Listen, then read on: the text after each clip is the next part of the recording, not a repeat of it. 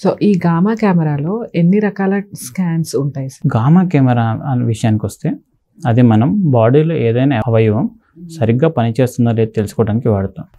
So ఈ విధంగా బాడీలో ఏ ఆర్గాన్ అయినా మనం గామా కెమెరా స్కాన్తో స్కాన్ చేసి పనిచేస్తుందో లేదో తెలుసుకోవచ్చు. మనకి మన మెదడు నుంచి మోకాళ్ళు కానీ కళ్ళు, అరుగుదల, జీర్ణశక్తి, ఊపిరితిత్తులు, కిడ్నీస్, లివర్ అన్నిటికీ వాడుకోవచ్చు. వీటిలో సాధారణంగా చేసేవి రీనోగ్రామ్ అంటారు, కిడ్నీస్కి, బోన్ స్కాన్ ఎముకలకి, అండ్ హెపటోబిలియరీ సింటిగ్రఫీ మనకి లివర్కి చేస్తుంటాం. ఇవి కాకుండా ముఖ్యమైనది కార్డియాక్ స్కాన్స్. మనకి మామూలుగా హార్ట్ ప్రాబ్లం వస్తే 2D ఎకో లేదా ఈసీజీ లాంటి టెస్ట్ చేస్తుంటాం. ఈ 2D ఎకో, ఈసీజీ, ట్రెడ్మిల్ టెస్ట్లు అనేవి 2D ఎకో ట్రెడ్మిల్ అనేవి మా పేషెంట్ పడుకున్నప్పుడు చేసేవి. పేషెంట్ పని చేసేటప్పుడు ఆయన గుండె ఎలా పనిచేస్తుందో తెలియడానికి తక్కువ టెస్ట్లు ఉన్నాయి. అందులో ఉన్న ఒక టెస్ట్ ట్రెడ్మిల్ టెస్ట్. పేషెంట్ పరిగెడతాడు ట్రెడ్మిల్ పైన, పరిగెట్టినప్పుడు ఆయన గుండె ఎలా పనిచేస్తుందో చూస్తాం. చాలాసార్లు పేషెంట్లు 50 ఏళ్ళ పైబడిన వాళ్ళు ఉంటారు. వాళ్ళు ట్రెడ్మిల్ పైన పరిగెట్టడం కొద్దిగా ఇబ్బందిగా ఉంటుంది.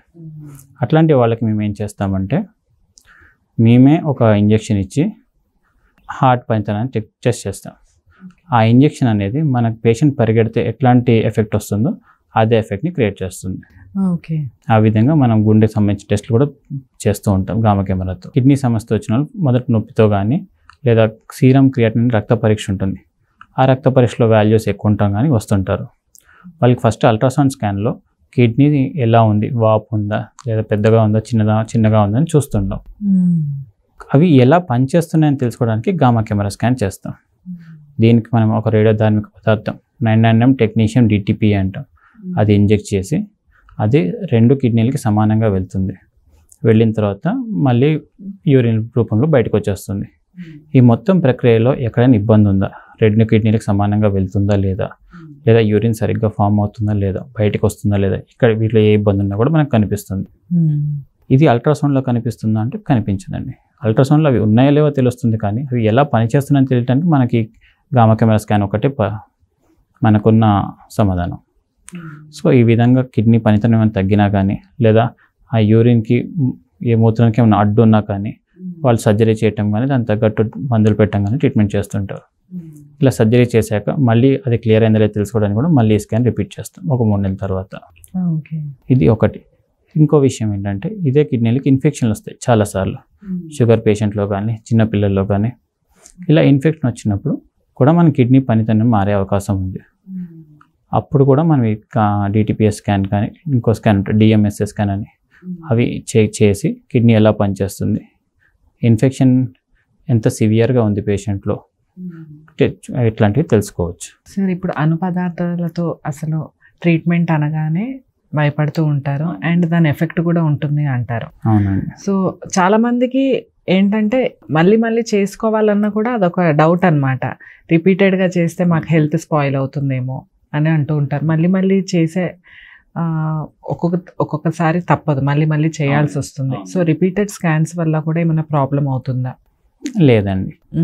ఇందాక మనం అనుకున్నట్టు ఇవి మిగతా అవయవాల దగ్గరికి ఏం వెళ్ళదండి. మనం ఏదైతే ఆర్గాన్ టెస్ట్ చేస్తున్నామో దాంట్లో మాత్రమే వెళ్తుంది. మళ్ళీ కొద్దిసేపులో దాంట్లో డీకే అయిపోతుంది.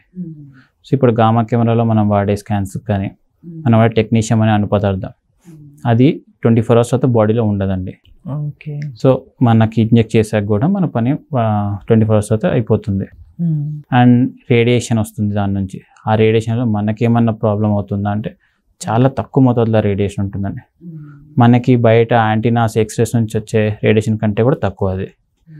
సో ఆ రేడియేషన్ గురించి అయితే భయపడాల్సిన పని లేదండి. రిపీటెడ్గా మళ్ళీ చేసుకున్నా కూడా మనకి ఇబ్బంది ఉండదు. ఇప్పుడు మీ దగ్గరకు వచ్చే పేషెంట్లో కామన్గా మీరు ఎటువంటి టైప్స్ ఆఫ్ ట్రీట్మెంట్స్ కానీ క్యాన్సర్స్ కానీ ఎటువంటివి మీరు ఫేస్ చేస్తూ ఉంటారు? మాకు కామన్గా వచ్చేది థైరాయిడ్ క్యాన్సర్ పేషెంట్లు అండి. వాళ్ళకి సర్జరీ తర్వాత థైరాయిడ్ క్యాన్సర్కు ఉన్న ఏకైక treatment option radioactive iodine therapy. వాళ్ళు ఏ స్టేజ్ అని రావచ్చు, మనకి ఆల్రెడీ స్ప్రెడ్ రావచ్చు లేదా నార్మల్ స్టేజ్లో కూడా రావచ్చు. ఏమైనా మిగిలిపోయిందా లేదా తెలుసుకోవడానికి కూడా మనకి రేడియోయాక్టివ్ ఐడినే వాడతాం. స్కాన్ చేసుకొని మేమే బాడీలో ఎక్కడైనా క్యాన్సర్ కణాలు మిగిలిపోయాయా, దాని తగ్గట్టు మన ట్రీట్మెంట్ ప్లాన్ ఉంటుందండి. సో మేము చూసే పేషెంట్స్లో ఎక్కువ థైరాయిడ్ క్యాన్సర్ పేషెంట్సే ఉంటారు. కొంత శాతం మాత్రం ఈ ప్రోస్టేట్ క్యాన్సర్ కానీ న్యూరోఎండోక్రైన్ ట్యూమర్స్ కానీ ఉంటాయి. అవి కీమోథెరపీ డ్రగ్స్ ట్రీట్మెంట్ వాడాక వాటికి రెస్పాండ్ అవ్వకపోతే అప్పుడు మన దగ్గర పంపిస్తారు. ఉదాహరణకు ఇప్పుడు న్యూరోఎండోక్రైన్ ట్యూమర్కి కీమోథెరపీ డ్రగ్స్ ఇస్తారు. అవి వాళ్ళకి రెస్పాండ్ కాకపోయినా లేదా కీమోథెరపీ డ్రగ్స్కి సైడ్ ఎఫెక్ట్స్ వచ్చినా పేషెంట్స్ తీసుకోలేకపోతారు చాలాసార్లు కీమోథెరపీ డ్రగ్స్కి, అప్పుడు మన ట్రీట్మెంట్ దగ్గర పంపిస్తాం. మనం ఇదే విధంగా సైకిల్స్లో ట్రీట్మెంట్ చేసుకొని రెస్పాన్స్ చూసుకుంటాం. అండ్ రెస్పాన్స్కి వస్తే మనకి లుటీషియం డోటాటేట్ థెరపీతో బాగుంటుందండి రెస్పాన్స్. ఈ కీమోథెరపీ డ్రగ్స్తో పాటు ఈక్వల్గా రెస్పాన్స్ అనేది వస్తుంది అన్నట్టు. పిఎస్ఎంఏ విషయానికి వస్తే దానికి ఫస్ట్ హార్మోనల్ థెరపీ అనే థెరపీ వాడతారు. ఆ హార్మోనల్ థెరపీకి రెస్పాండ్ కాకపోతే అప్పుడు మన దగ్గర పంపిస్తారు. ఈ లుటీషియం 177 పిఎస్ఎంఏ అనే ఒక రేడియోధార్మిక పదార్థం దానికి వాడతాం.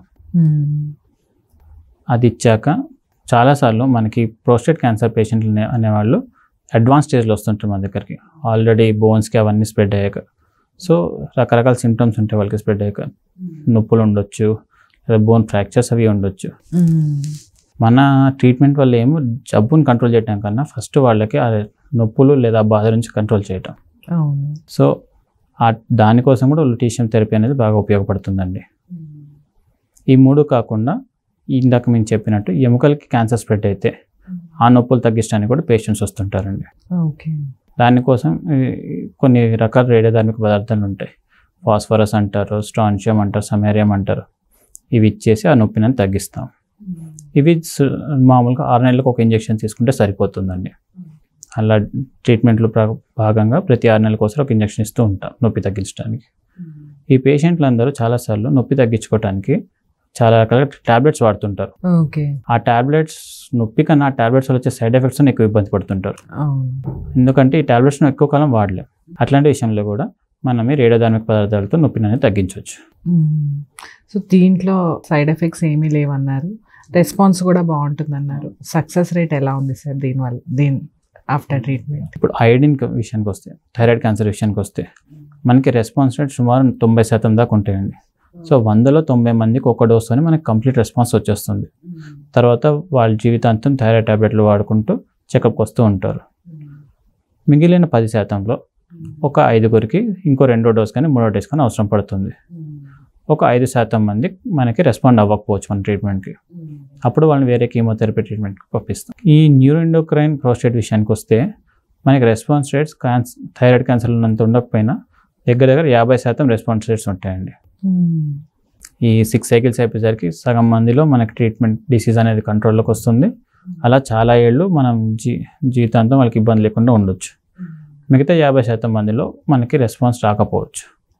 అప్పుడు వాళ్ళని మళ్ళీ కీమోథెరపీ డ్రగ్స్ పైన పెట్టాల్సి ఉంటుంది. సో మీ ట్రీట్మెంట్ ద్వారా అసలు ఆడియన్స్కి గుడ్ సజెషన్ సార్. అంటే దీనివల్ల ఎటువంటి రిస్క్ లేవు. మీరు చెప్పిన డీటెయిల్స్లో చూసుకుంటే no side effects and complete response కూడా బాగుంటుంది.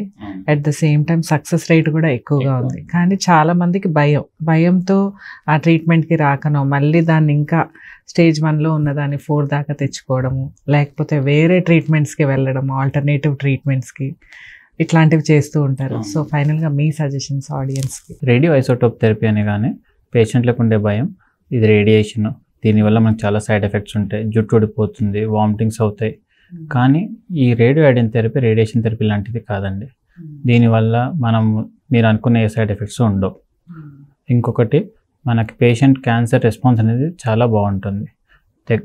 సుమారు 100లో 85 నుంచి 90% మంది క్యాన్సర్ ఫ్రీ అయిపోతారు ఒక్క dose of radioactive iodine థెరపీతోనే.